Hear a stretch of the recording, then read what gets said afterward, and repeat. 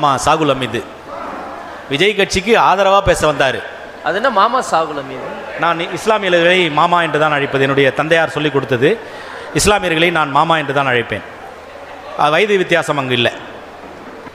அவர் பேச வருகிற போது ஒரு சினிமா படத்தில் வரும், ரஜினிகாந்த், சூப்பர் ஸ்டார் ரஜினிகாந்த் சொல்லுவார், ஒரு மொட்டை, ஒரு மீசை, 4 ஸ்கூல் பசங்க அந்த மாதிரி இங்கே வந்து உட்கார்ந்துருந்தாங்க. இவர் பேசி முடித்தார். பேசி முடித்ததுக்கப்புறம் இந்த நிகழ்ச்சியை கூட பொறுமை இல்லாமல் கேட்க முடியாத அளவிற்கு தான் அவருடைய அரசியல் பக்குவம். அவங்க வெளியே போயிட்டாங்க. அதற்கு அடுத்தபடியாக இப்போது சனாதனம் என்பது டெங்கு, மலேரியா, கொசு போன்றது என்று சொல்லி தேவையில்லாமல் வாங்கி கட்டிக்கினார். இந்தியா முழுவதும் வழக்கு 2 போயிடுச்சு, 4 போயிடுச்சு, திமுக அதிமுக போயிடுச்சுன்னு சொன்னாங்க. அதெல்லாம் ஒன்றுமே இல்லை. இன்றைக்கு கட்சி கட்டுக்கோப்போடு இருந்து கொண்டிருக்கிறது. நல்ல முறையில் எங்களுடைய பொதுச் செயலாளர் எடப்பாடி பழனிசாமி நடத்தி கொண்டிருக்கிறார். தேர்தல் முடியட்டும், மிகப்பெரிய தோல்வி திமுகவுக்கு காத்திருக்கிறது. அதுக்கப்புறம் அது எத்தனை பிரிவாக போகுதுன்றதை மே 5க்கு பிறகு நீங்கள் பார்த்துக்கலாம். கிளீனாக திமுககாரன் காங்கிரஸ் முடிச்சு விட்ருவான். அதில் ஒன்றும் டவுட்டே கிடையாது. ஏன்னா அவங்களுக்கு தெரியும் விவரம்.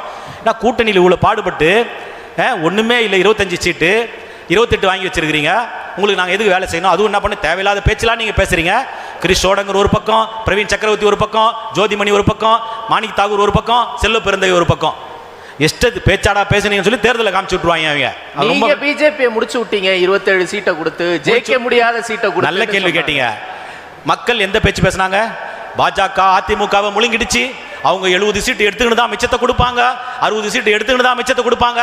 ஆனால் நம்ம ஜீவசகாப்தம் சொன்ன மாதிரி இவ்வளவு பெரிய இயக்கம் இத்தனை மாநிலங்களை ஆண்டு கொண்டிருக்கிறது. ஆனால் அந்த இயக்கத்திற்கு கூட 27 தான், காங்கிரஸோட ஒரு சீட்டு கம்மியாக தான் கொடுத்திருக்கிறோம். அதுதான் கூட்டணியுடைய தர்மம், அதுதான் ஆளுமை திறமை. அதை ஒட்டி சென்னை உயர்நீதிமன்றத்திலே வழக்கறிஞரிடத்தில் மிகப்பெரிய கலவரம் ஏற்படுகிறது. அந்த கலவரத்தில் வரலாற்றிலே இல்லாத அளவிற்கு உங்கள் காட்டு தர்பாரின் மூலமாக காவல்துறை நீதிமன்றத்திற்குள் ஏவப்பட்டு உயர்நீதிமன்ற நீதியரசர்கள் வரையிலே தாக்கப்பட்ட நிகழ்வு நடைபெறுகிறது. இந்த நிகழ்வின் போது முதுகு தண்டோடத்திலே ஆபரேஷன் செய்து கொண்டு ராமச்சந்திரா மருத்துவமனையில் குப்புறப்படுத்திக் கொண்டிருந்த கருணாநிதி சக்கர நாக்காரில் எதுக்குப்பா டெல்லிக்கு போனீங்க? இலங்கை போர் நிறுத்துறதுக்கா? அப்ப எதுக்கு நீங்க போனீங்க? உங்க பேரனுக்கு மத்திய அமைச்சர், உங்க பையனுக்கு மத்திய அமைச்சர் வாங்குறதுக்கான தவிர இந்த இலங்கை போரை நிறுத்துவதற்காக இல்லை. என் அன்பு உறவுகளே, நீங்கள் புரிந்து கொள்ள வேண்டும். அதற்கும் மேலே 2011 சிபிஐ ரெய்டு நடக்குது. கலைஞர் டிவியில் மேலே முதல் மாடியில் கீழே காங்கிரஸோட கூட்டணி பேச்சுவார்த்தை, குலாம் நபி ஆசாத்து கூட பேச்சுவார்த்தை நடைபெறுகிறது. இன்னைக்கு 28 சீட்டு கொடுக்கறதுக்கு முக்கிய முன்னறி 28 சீட்டை காங்கிரஸ் கொடுத்துருக்கிறீங்களே.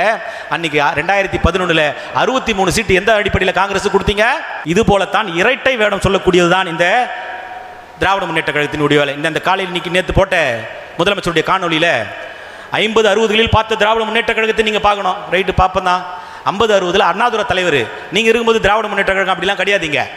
அந்த அளவுக்குலாம் பவர்ஃபுல்லாலாம் யாரும் இல்லை. இங்கே எல்லாருக்கும் இங்கேருந்து ஓடி போனவங்களாம், இங்கேருந்து அதிமுக ஓடி போனவங்களாம் தாவேக்கால சீட்டு கொடுத்துருக்காங்க. என் அன்பிருக்கிறவர்களே, நீங்கள் புரிந்து கொள்ளுங்கள். திராவிட முன்னேற்ற கழகத்தில் இருக்கக்கூடிய என் அன்பு தம்பிமார்களுக்கும் என்னுடைய உறவுகளுக்கும் நான் சொல்லிக்கொள்ள கடமைப்பட்டிருக்கிறேன். அனைத்து இந்திய அண்ணா திராவிட முன்னேற்ற கழகத்தினுடைய பாசறையில் பயின்று பட்டம் பெற்று மிகச்சிறந்த மாணவர்கள் தான் 8 பேர் உங்கள் ஆட்சியில் அமைச்சர்களாக இருந்து கொண்டிருக்கிறார்கள். இன்றைக்கு 19 பேர் அதிமுக வந்தவங்களுக்கு சீட்டு கொடுத்துருக்கீங்க. அப்போ திமுக ஆளே இல்லையா? அறிவானவன் இல்லை, திறமையானவன் இல்லை, சத்தானவன் இல்லையா? அப்போ அதுக்கு என்ன அர்த்தம்? அதனால இந்த மாதிரி எந்த குறை சொல்றதுக்கும் எந்த விதமான தார்மீகமும் திமுக கிடையவே கிடையாது. எந்த விதமான குறை சொல்வதற்கும் அவர்களுக்கு அருகதே கிடையாது. 19 பேர் அதிமுகவில் இருந்து போனவங்களுக்கு தான் இன்னைக்கு அங்கே சீட்டு. இது போல மேலாள் நாடாளுமன்ற மத்திய அமைச்சர், இந்நாள் நாடாளுமன்ற உறுப்பினர் பேசியதாக ஒரு குரல் ஒளிப்பதிவு சமூக வலைத்தளங்களிலே பெருவாரியாக பரவி கொண்டிருக்கிறது. அதிலே திரு கருணாநிதி முன்னாள் முதலமைச்சர் வீட்டு சிறையிலே திரு ஸ்டாலினால் வைக்கப்பட்டிருந்தார் என்று அவர் சொன்னதாக ஒரு கருத்து. இதை தான் அவர் சொல்றாரு.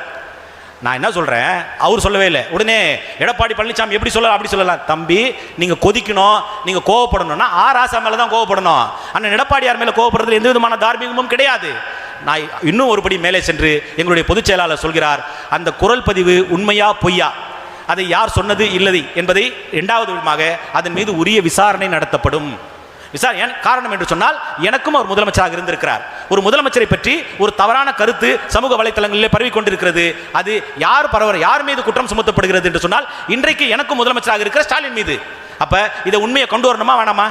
இப்போ இது சொன்னது ரைட்டா இல்லையா, அது போல சம்பவம் நடந்துச்சா இல்லையாங்கிறத கொண்டு வரணுமா இல்லையா, அதற்கு உண்டான கடமையும் பொறுப்பு நமக்கு இருக்குதா இல்லையா, அதைத்தான் எங்களுடைய பொதுச் செயலாளர் சொல்கிறார். அதன் மீது உரிய விசாரணை நடத்தி அதற்குண்டான அதுக்குண்டான நபர்கள் நிச்சயம் நீதியின் முன் நிறுத்தப்படுவார்கள். அதை தாண்டி இன்றைக்கு கஞ்சா மிக பெரிய அளவிலே புழக்கத்தோடு இருந்து கொண்டிருக்குது. இப்பயாவது நீங்கள் தேர்தலில் வாக்குறுதி கொடுக்கலாம்ல. பேசுறீங்களா போகிற இடத்துல வந்துருச்சு ரைட்டு, கஞ்சா வெளி மாநிலங்களிலிருந்து வந்துருச்சுன்னு சொல்கிறீங்க, அதையும் நாங்கள் நம்புகிறோம். வெளி மாநிலங்களிலிருந்து வருது. இந்த இனிமேல் வரக்கூடிய ஆட்சியில் நாங்கள் ஜெயிக்க மாட்டீங்க, ஜெயிச்சா நாங்கள் வந்தால் நாங்கள் 3 மாதத்தில் நான் ஒழிச்சிடுவேன் அப்படின்னு முதலமைச்சராக சொல்ல முடியுதா? நடந்து வெளிமாநிலங்கள் வந்து அதெல்லாம் நாங்கள் இரும்பு கரம் கொண்டு அடக்குவேன் அப்படின்னு சொல்ல முடியுதா? இல்லை. ஆனால் இந்த மக்களின் மீதும் இந்த மண்ணின் மீதும் இந்த இளைஞர்கள் மீதும் மிகப்பெரிய நம்பிக்கையும் பற்றும் வைத்திருக்கிற அண்ணன் எடப்பாடியார், நான் ஆட்சிக்கு வந்தால் 3 மாதங்களில் இந்த கஞ்சா புழக்கத்தை என் தலைமையிலான ஒரு குழு அமைத்து அதை கண்காணித்து முற்றிலுமாக ஒழிப்பேன் என்று மிக பிரமாதமான வாக்குறுதியை கொடுத்திருக்கிறார். அதனால் என் அன்பிற்குரியவர்களே, டோக்கனை தூக்கி குப்பையில் போடுங்கள், உங்கள் வாக்கை இரட்டை இலைக்கு போடுங்கள் என்று சொல்லி நிறைவு செய்கிறேன். நன்றி, வணக்கம். நன்றி திரு பாபு முருகவேல்.